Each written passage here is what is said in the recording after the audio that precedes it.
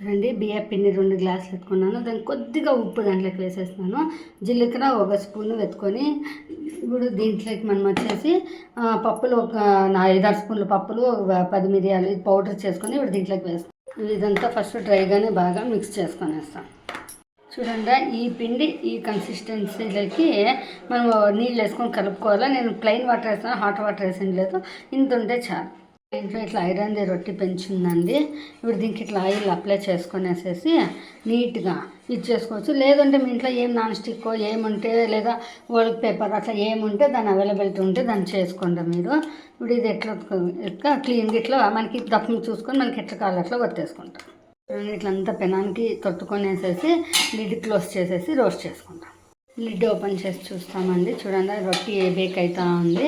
ఇప్పుడు ఇంత అయిపోయినాక మనం ఇట్లా టర్న్ చేసుకొని బేక్ చేసుకుంటాం. చూడండి, మన బియ్యపు రొట్టి రెడీ అయిపోయింది. ఇప్పుడు ప్లేట్లోకి తీసేసుకుంటాం. మన బియ్యపు రొట్టి రెడీ.